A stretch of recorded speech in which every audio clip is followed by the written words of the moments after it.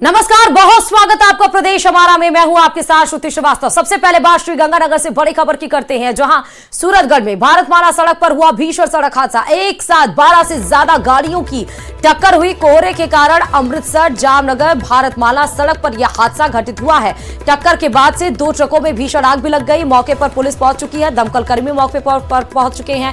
आग पर काबू पाने का पूरा भरसक प्रयास किया जा रहा है। ये आपको 3 तस्वीरें दिखाना है, आप देखिए। यही वो सूरतगढ़ में भारतमाला सड़क है, जहां पर 12 से ज्यादा गाड़ियां टकरा गई आपस में, और टक्कर लगने के बाद 2 ट्रक में भीषण आग भी लग गई। दमकल की गाड़ी मौके पर पहुंची है, पुलिस विभाग भी वहां पर पहुंची और भरसक अब तक आग पर काबू पा लिया गया होगा। ट्रैफिक को क्लियर कराने की भी जिम्मेदारी प्रशासन की सबसे पहली है, क्योंकि ये हाईवे है और यहाँ पर गाड़ियों की आवाजाही लगातार रहती है, और इसीलिए ये भीषण सड़क हादसे के बाद से जाम लगने के भी आसार नजर आ रहे हैं। तो 2 बड़े टास्क है, पहले तो जो 2 ट्रकों में आग लगी है उन्हें बुझाना, और दूसरी बात कि जो टक्कर खाने के बाद गाड़ियां इधर उधर हो गई हैं उनको क्लियर करवाना। जिला मुख्यालय सहित क्षेत्र में एक बार फिर घना कोहरा देखने को मिला। कोहरे और शीतलहर के चलते लोगों को कड़ाके की सर्दी का एहसास हो रहा है। कोहरों के कारण विजिबिलिटी का स्तर कई स्थानों पर 30 मीटर से भी कम रह गया है। वहीं क्षेत्र में कोहरे के साथ ओस गिरने से राहगीरों, क्षेत्रवासियों और वाहन चालकों को परेशानी का सामना करना पड़ा। करौली शहर सहित अन्य क्षेत्रों में घना कोहरा नजर आया, जिससे लोगों की दिनचर्या प्रभावित हुई है। घने कोहरे के कारण विजिबिलिटी घटने से वाहन चालकों वाहनों की हेडलाइट जलाकर धीमी गति से चलते नजर आए। वहीं स्कूल जाने वाले छात्रों को रोजमर्रा के काम पर निकलने वाले लोगों को भी परेशानियों का सामना करना पड़ा।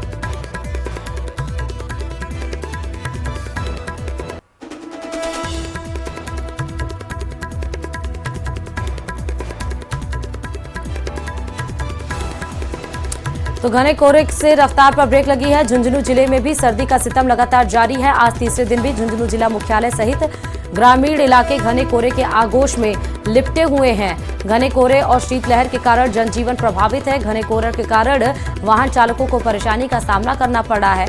मौसम विभाग ने 17 जनवरी तक येलो अलर्ट जारी करते हुए घने कोहरे की चेतावनी जारी की है। सर्दी में संवाददाता कृष्ण सिंह ने हालातों का जायजा भी लिया है। झुंझुनू में सर्दी का सितम बरकरार है। तीसरे दिन भी झुंझुनू जिला मुख्यालय सहित ग्रामीण इलाके हैं वो घने कोहरे के आगोश में लिपटे हुए हैं। घने कोहरे की वजह से जनजीवन प्रभावित है, तो वहीं वाहन चालकों को खासी परेशानी का सामना करना पड़ रहा है। घने कोहरे के कारण वाहन चालक दिन में ही हेडलाइट जलाकर अपना सफर तय कर रहे हैं। 10 मीटर की दूरी से दूर देख पाना इस घने कोहरे में संभव नहीं है। हमारे साथ कुछ लोग मौजूद हैं, उनसे जानते हैं सर्दी का किस तरह क्या असर है। तीसरे दिन भी झुंझुनू जिला मुख्यालय सहित ग्रामीण इलाके हैं वो कोहरे के आगोश में लिपटे हुए हैं। कोहरे का 2-3 दिन से खूब गहरा कोहरा आ रहा है। आज सबसे ज्यादा 10-15-20 फीट से ज्यादा आगे दिखता ही नहीं है। वाहन चालक लाइट चला के चलते हैं और आने जाने में लोगों को परेशानी है, और सर्दी का सितम ज्यादा है। सर्दी का असर बढ़ा हुआ है, लोग किस तरह बच रहे हैं सर्दी से? वो आग का सहारा ले रखे हैं और कोई कपड़ों में बड़े हुए हैं और वाहनों को कुछ दिख रहा नहीं है। सर्दी का एकदम प्रकोप ज्यादा बढ़ रहा है। भरतपुर में भी लगातार सर्दी की दस्तक बढ़ने से सब लोग परेशान हो रहे हैं। लोग सर्दी से बचने के लिए सुबह जगह जगह अलाव का सहारा लेते हुए नजर आ रहे हैं, जिससे वाहन चालकों को वाहन चलाने में परेशानी भी हो रही है। नेशनल हाईवे पर भी वाहन चालक को परेशानी का सामना करना पड़ रहा है। संवाददाता दीपक पुरी ने सर्दी का जायजा लिया है।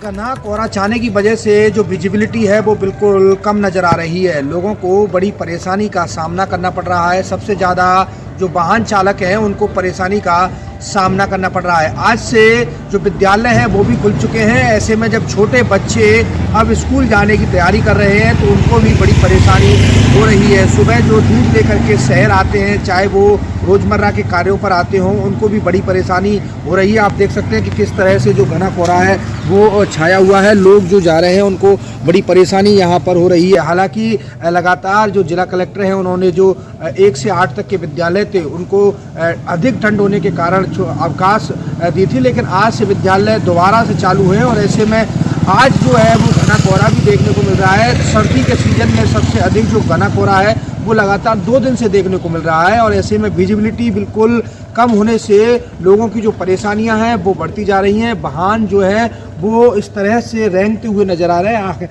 हेडलाइट तो जला रखी है लेकिन फिर भी कुछ भी नज़र नहीं आता। इस तरह की जो स्थिति है वो नज़र आ रही है। लगातार ये जो कोहरा है वो 2 दिन से लगातार पड़ रहा है। कल भी इसी तरह का मौसम रहा था। धूप नहीं निकलने के कारण आज फिर से इसी तरह जो कोहरा है वो बना हुआ और ऐसे में लगातार जो लोगों की परेशानी है वो बढ़ती हुई नज़र आ रही है। दीपक पुरी, न्यूज़ 18, भरतपुर। जिजवाना में मकर संक्रांति के पर्व पर चाइनीज मांझे के चलते हो रही पतंगबाजी की वजह से शहर भर में 50 से अधिक आमजन जख्मी हुए हैं।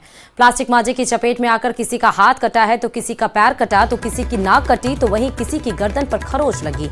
इतना ही नहीं, कई लोगों की उंगलियां भी कटी हैं, कई लोगों के सिर में भी टाके आए हैं।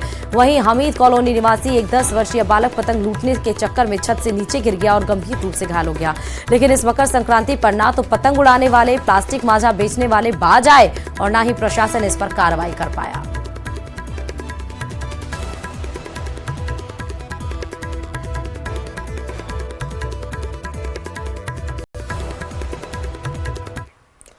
खबर पाली से है, जहां पाली शहर वार्ड नंबर 27 गुरलाई मार्ग में सीवरेज लाइनों की अवस्था पर वार्ड वासियों का गुस्सा फूट पड़ा।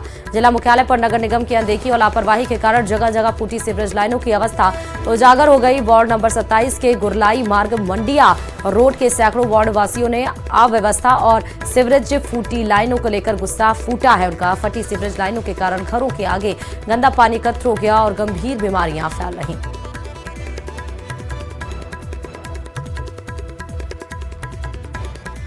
राजस्थान माध्यमिक शिक्षा बोर्ड के सामने रीट परीक्षा के बाद माध्यमिक शिक्षा बोर्ड की बोर्ड परीक्षाएं चुनौती बनी हुई हैं।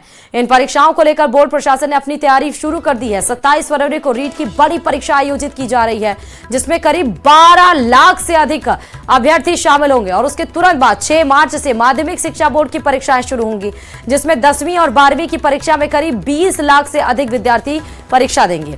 माध्यमिक शिक्षा बोर्ड की ओर से आयोजित होने वाली इन परीक्षाओं में कड़ी निगरानी और सुरक्षा के इंतजाम किए गए हैं, जिससे कि किसी तरह की गड़बड़ी ना हो और शांतिपूर्ण रूप से परीक्षा का आयोजन किया जा सके। 10वीं और 12वीं की परीक्षा में करीब 20 लाख परीक्षार्थी हैं। बोर्ड परीक्षा में संवेदनशील और अति संवेदनशील केंद्रों का निर्धारण संबंधित जिला शिक्षा अधिकारियों से वार्ता के पश्चात और उनसे विचार विमर्श के पश्चात निर्धारण किया जाता है। तो इस वर्ष जो केंद्र समिति की मीटिंग हुई है जिला शिक्षा अधिकारियों के साथ में, उसमें संवेदनशील अति संवेदनशील केंद्रों का निर्धारण कर लिया गया है। उसके अनुसार 39 जो केंद्र है पूरे राजस्थान में, उनको संवेदनशील माना गया है और 21 केंद्रों को अति संवेदनशील की श्रेणी में माना गया है। और चलिए इसी के साथ इस बुलेटिन में फिलहाल अब इतना ही। आगे देखिए देश दुनिया।